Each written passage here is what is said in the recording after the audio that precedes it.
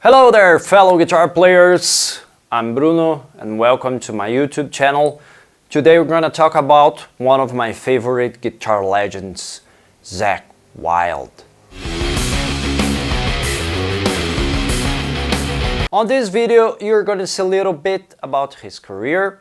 We're also gonna get into his gear and his tone, or at least how to get close to his guitar tones, the modulations, the distortion, all that.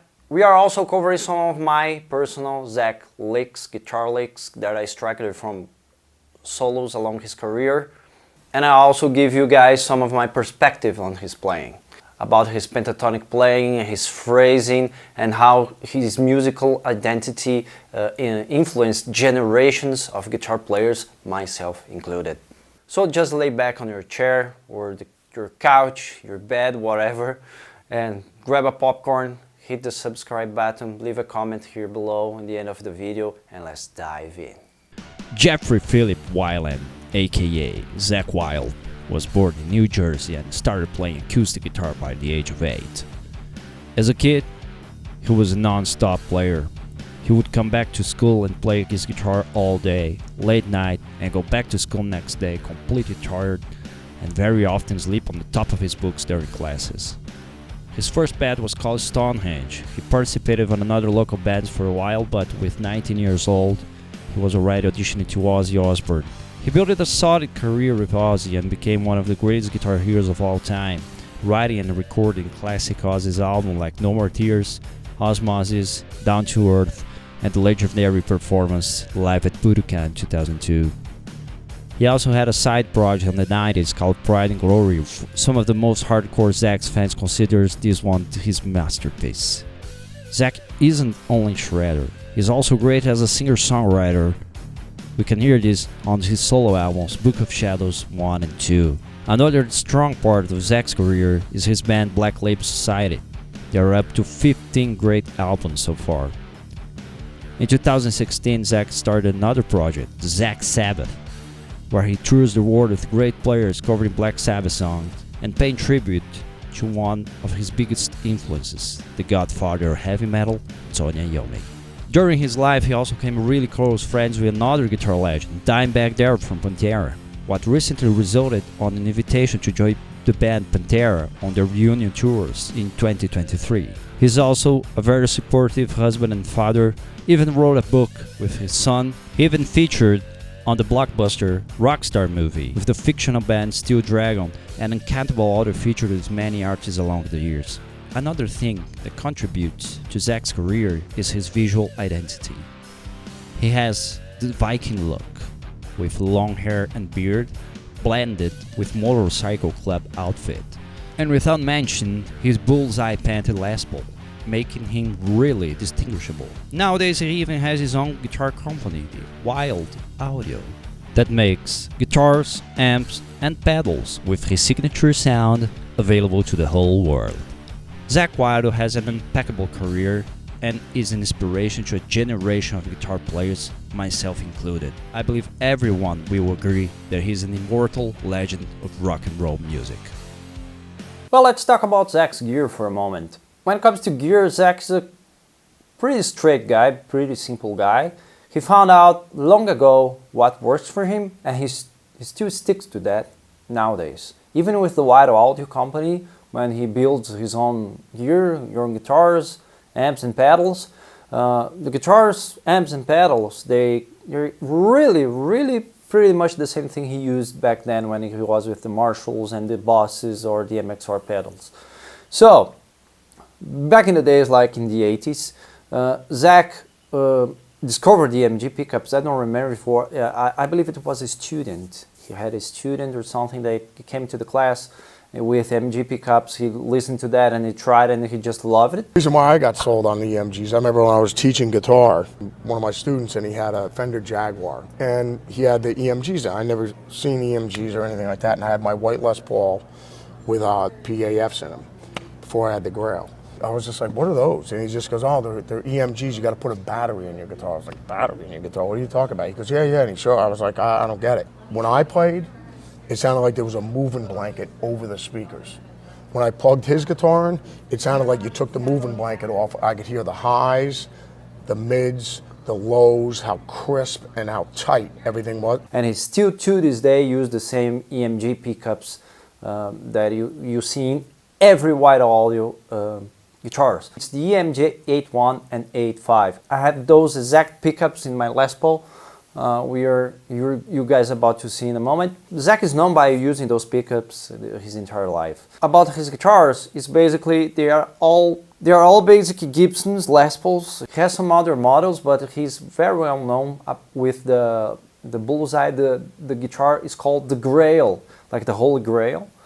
And it's the classic white Les Paul with the bullseye painting on it. It has others with different paintings, but they are basically the same instrument. I had the opportunity to test one of the Warhammers here in Brazil, and they sound really good, really Zakk.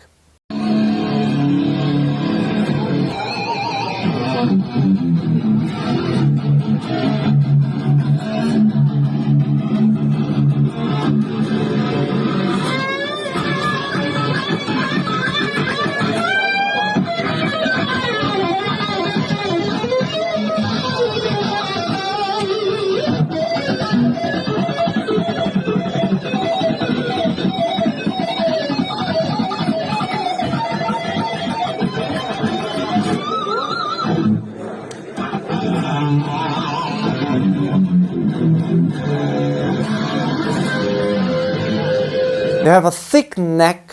It's a thick neck. It's a maple neck and a mahogany body, a basswood on the wood on the scale on the fretboard. The wood on the fretboard, I believe it's a basswood, and the EMGs 8.1 and 8.5, and that's pretty much what Zakk is about when it comes to the instrument. He's a really simple guy. He found out a long time ago what works for him, and he just keeps that, and he just kept that for his entire career, basically that. He's a simple guy. To the amp, it's a Marshall JCM 800. His signature sound comes with the Marshall JCM 800. He has the wide audio version, of course, of that, but it's the wide audio version of that Marshall. Again, he's a simple guy. He found out a long time ago what works for him, and he still play with that. These actually are prototypes of the new Marshalls that we're going to be coming out with, the new Zakk Wylde Black Label Marshall or whatever. The steel curtain, apparently, obviously, as you can see. So what is it, an 800 right now?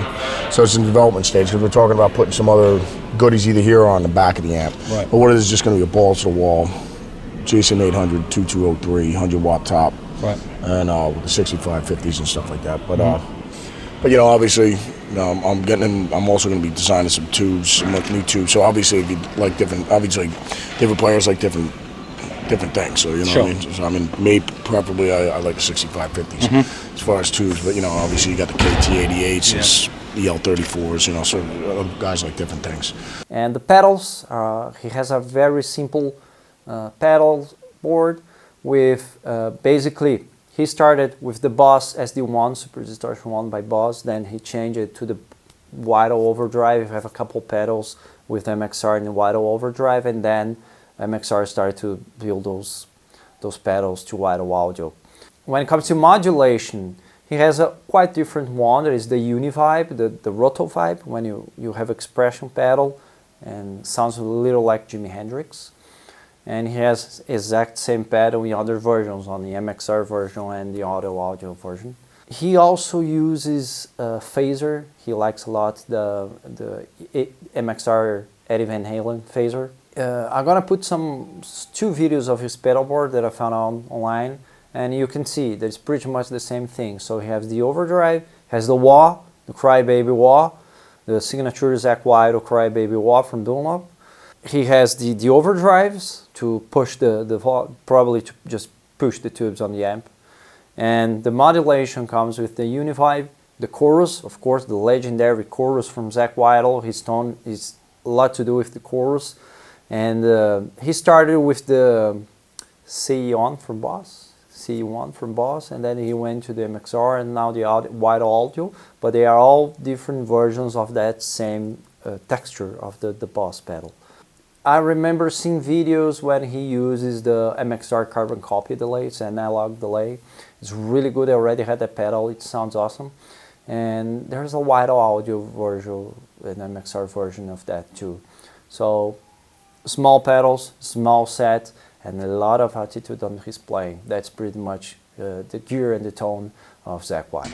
Obviously the chorus pedals, me and Nick, these with our Dunlop family over there. You know, I got signature pedals, obviously the distortion, and we're talking about doing a phase right now, but I got the Eddie phase, the Eddie flanger, the Crazy Horse, and then this for solos, for certain solos I do. But obviously we got the flange up here. We only use it once throughout the night, so for Crazy Horse. Sure. So what'll happen, Moby will be back here. He'll do it from back here. Right. So, but the choruses are on all the time, so there's no need to have them out front. Because, you know, it's in the way. Yeah. So I'll take you to the stuff that I use when I'm out there, though. You know, this is my pedal board out here up front. So obviously I got the carbon copy. This is a delay. Yeah. I mean, if I want to use it, the settings that I have it at right there are for like Randy Rhoads' live guitar solos on a company solo on a tribute record. Randy at the end, I mean, that's, you know, and Randy will have it on, you know, I mean, he has the Echoplex, but I mean, that's the setting that I have with that. I mean, put it this way, I could be playing fast and it's not going to muddle any of the playing. Yeah. It won't stomp on it. It's just basically, it'll just add to sustain or whatever. But like I said, it's that the delay is basically So obviously I got my distortion out here. We got one on the back as well. So Moby has my distortion. He has the Eddie phase. He also has and he has the flanger back there. But this way I could turn, mostly when I'm playing clean, I just turn the distortion off and I lower my volume. That's my clean tone. So, but if I'm gonna move around, like during my unaccompanied solo, when I play over here, you know, I turn the phase off over here. So if I want it, Moby can turn it on from either side for me.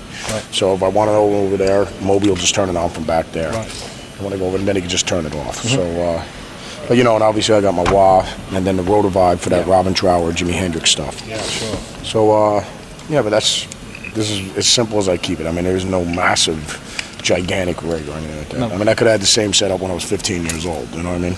But just always remember that, kids, less is more, you know? I mean, if you like trying different pedals and different sounds, they're all out there for you. But I mean, I just try to keep it as simple as possible.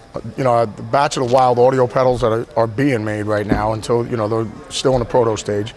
But no, I'm just using all my tried and true Father Dunlop stuff. But I got, you know, my signature overdrive, the Berserker overdrive, obviously the Phase 90, obviously Univibe I'm using, obviously my Rotovibe, which I love. And then my signature wah just has a lot of sweep on it, and then carbon copy if I want to throw some delay at the end of something. But yeah, it's pretty simple. I mean, it's just, aside of if I want to come up and use something, it's just pretty much just a distortion. And if I want my clean tone, I turn the distortion off and roll back the volume.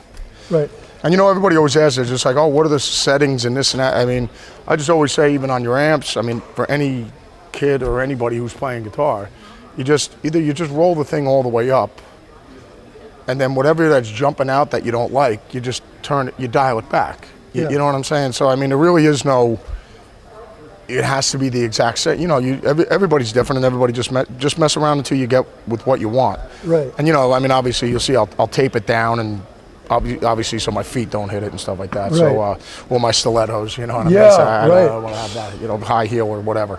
All right, now let's try to get really close to Zakk Wylde's tone without using his gear, except for his pickups. This is my Les Paul. It's a little Epiphone standard, and I have the Zakk Wylde's pickups here, EMG 81 and 85.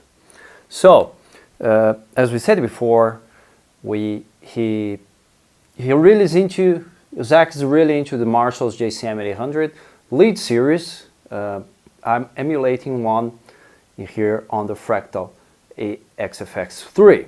So I'm going totally digital now, but we can still get really good sound from digital equipment nowadays.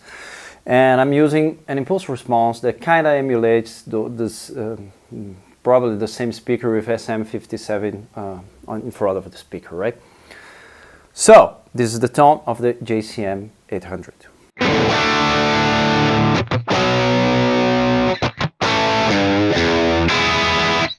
Not a lot of gain, right?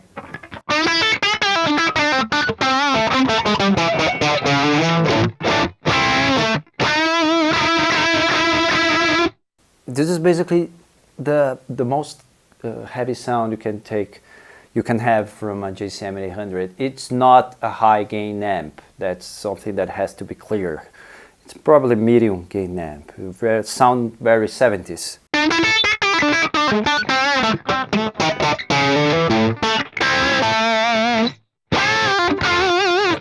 Not even close to the amount of distortion that Zakk Wylde likes.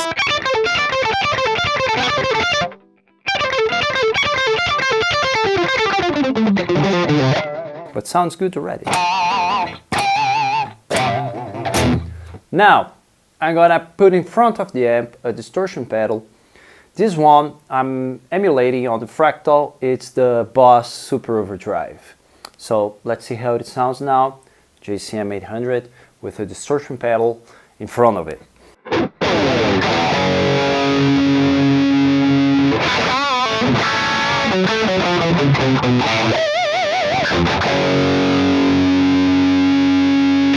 Now we have a lot more gain.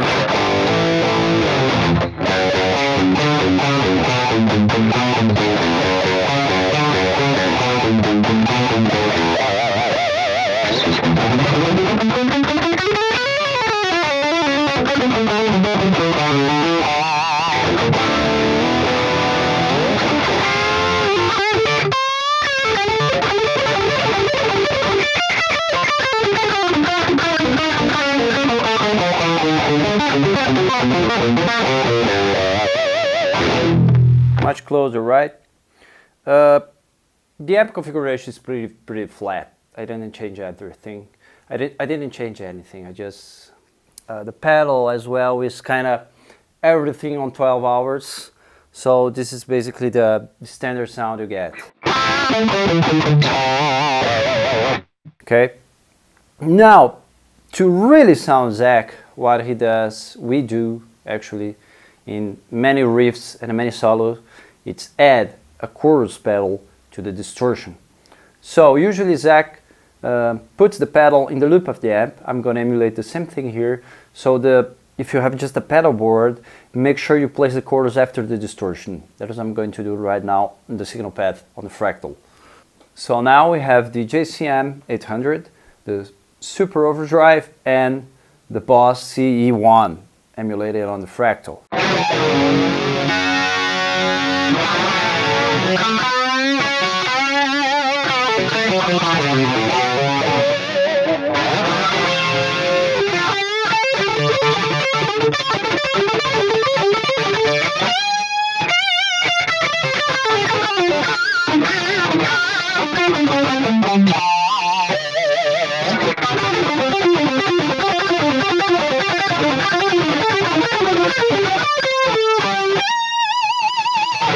Right? Feels like Zakk already. So the chorus is the biggest difference to get really close to his tone, right?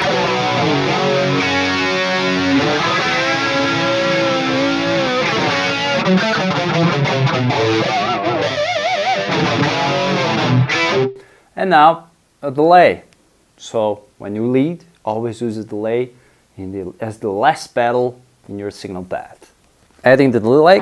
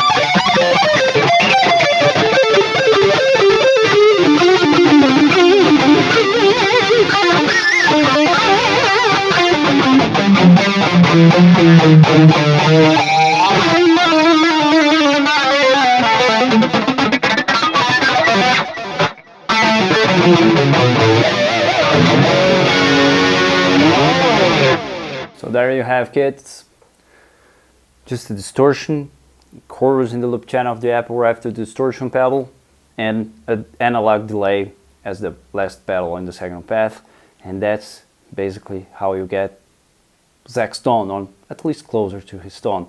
And remember, you can always dial medium, treble, low, depending on the guitar you're using, on the way you play, because tone has a lot to do with your hands, how you vibrate the strings, how you pick the strings, the dynamics, and your technique.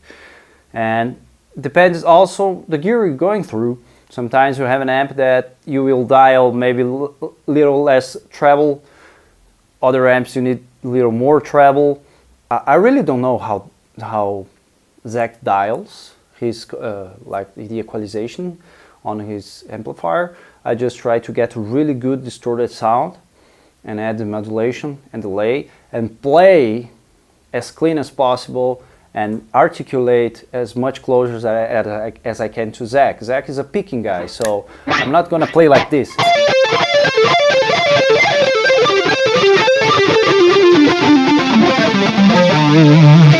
I'm probably gonna play like this. Picking every note.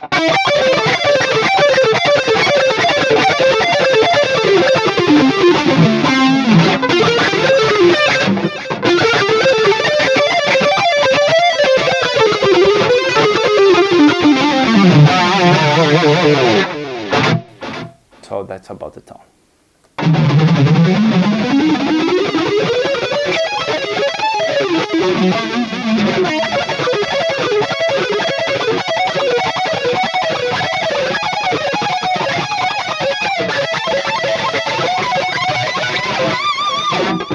Alright, I just grabbed my guitar. Now we're going to talk a little bit about the playing of Zakk Wylde. I don't want to just show you some licks because Zack is a legendary guitar player and you can find basically every solo that he came with in his career on tabs on internet. So if you want to learn Zakk Wylde solo, just go on YouTube or whatever, you probably find it.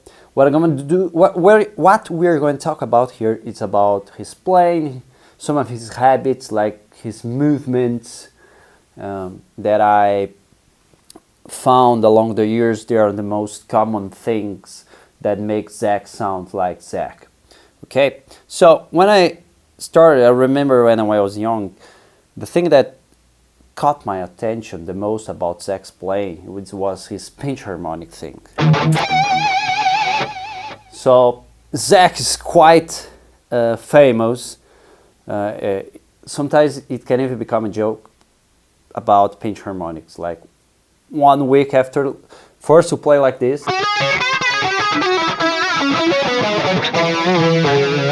and 1 week after listening to Zakk Wylde's music, you start to sound more like. So basically, I had to learn pinch harmonics, especially on the low strings, because of Zack. You know, I found every riff I was doing back then,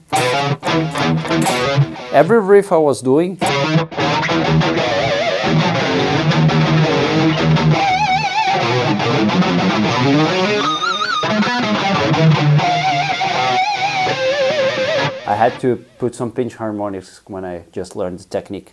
So this is one of the things that makes Zakk sound Zakk. He does a lot of pinch harmonics. Basically you have a string, but the one that caught my attention the most was the pinch harmonics on the lowest strings, right? Going with that, other thing that really captures our attention and say a lot about Zakk Wylde's identity that we can learn with him, it's his vibrato. Really aggressive, really wide. When he finished his licks, like very, something really aggressive. And it's very common he used this kind of double stop. It's like a unison with, you bend the string at the top and hold the one just below, and you have this chord. I remember this was really Zakk Wylde thing when I was starting to play as a young guitarist.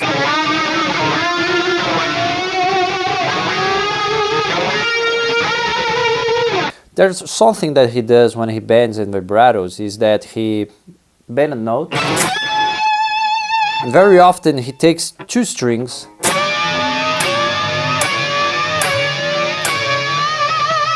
and does this kind of effect here.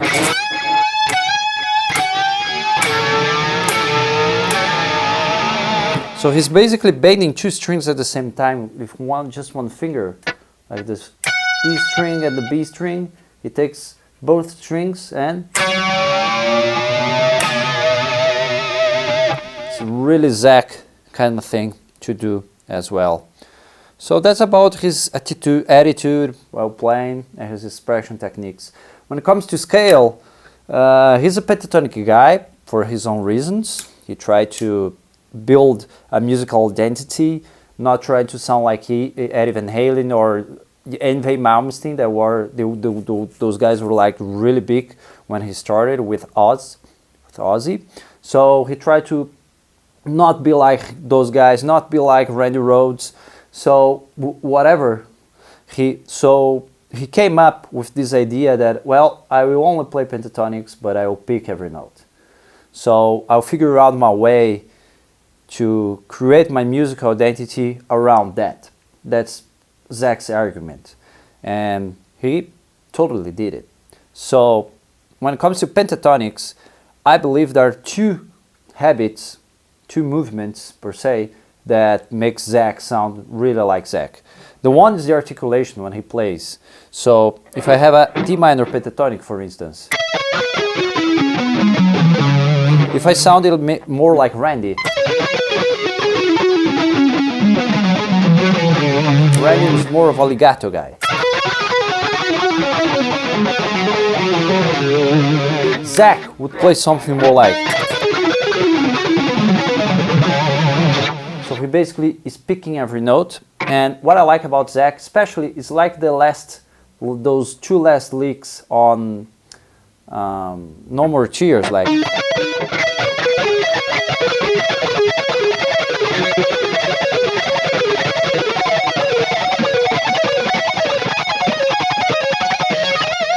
Basically here, he's just picking two strings of the pentatonic straight, with just this, and moving horizontally through the shapes.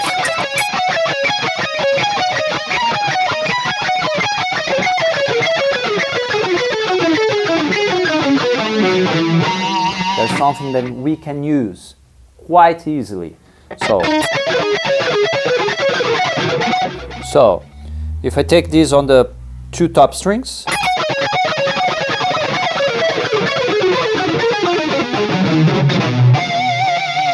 and I can use this in every string.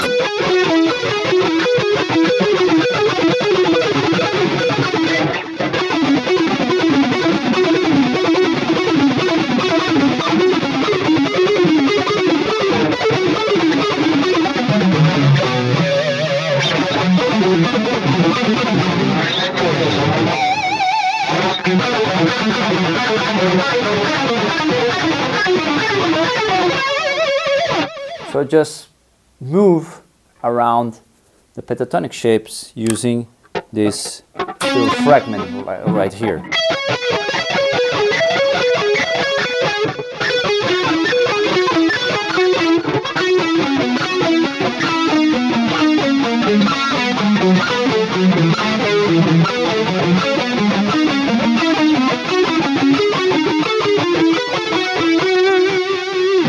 And another thing that Zakk does that sounds really cool is he changes the highest note. So he's playing like here 13 and 10 on one time, and then the second one he'll take the first very note of this pattern. He will start with a note on the next shape, like this will be on the 15th fret. So and he does this a lot.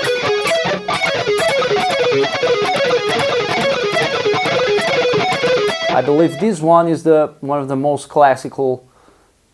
I believe this is one of the most iconic Zakk pentatonic licks.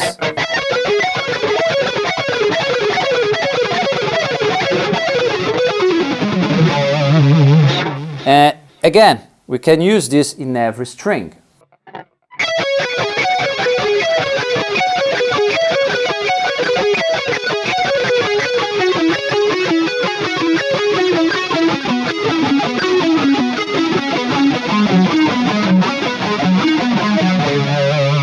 Just speed it up a little bit.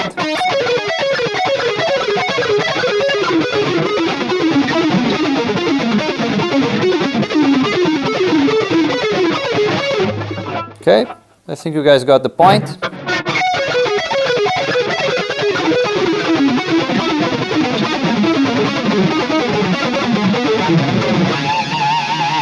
Okay, really Zakk Wylde-ish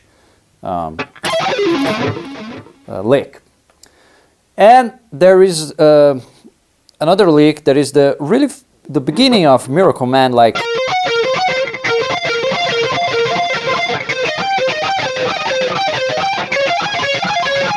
And then he goes to he used this little pentatonic fragment here, but what I want to show you is this kind of a arpeggio, like a triad, the end of No More Tears as well.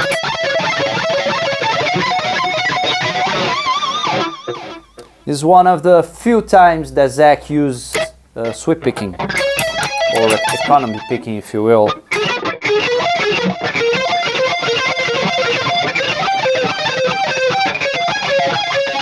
And this one, this movement, you can use also in every string.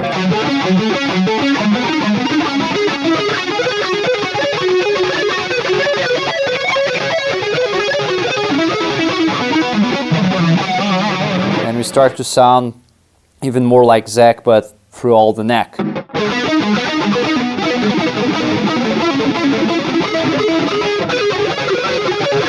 There's the song Blood Pollution that has a lick like this. Blood Pollution from the Rockstar movie, Steel Dragon.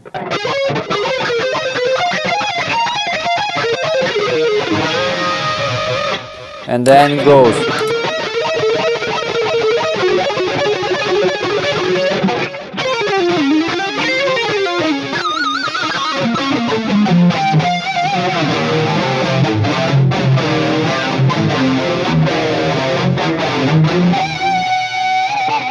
Right?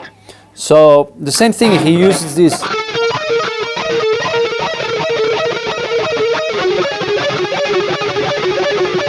This is little like Randy Rhoads on Mr. Crowley.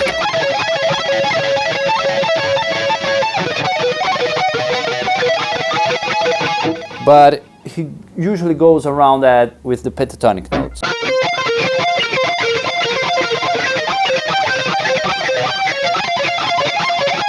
The end of No More Tears, he goes around pentatonics with that. And again, we can use that movement, that habit, just with the pull-off. So it's 1, 2, 3, 4, or without the pull-off. 1, 2, 3, 1, 2.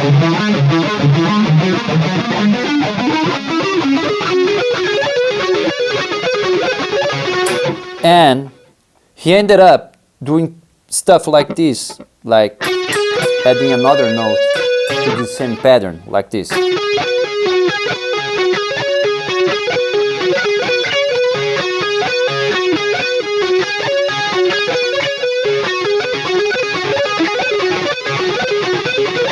Like in the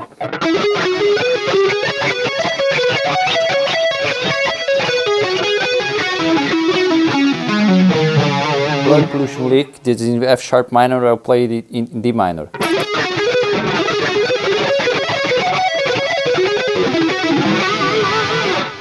Right, so it's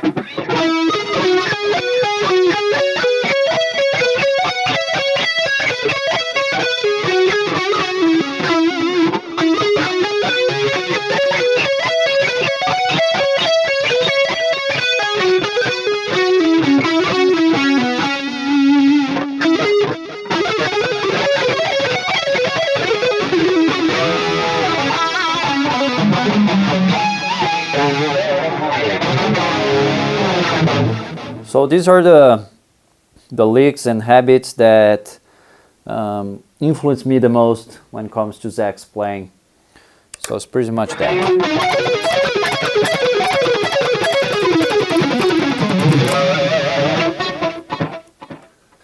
And when it comes to guitar playing, the biggest lesson we can take from Zack, in my opinion, is attitude. So it's play like you mean it.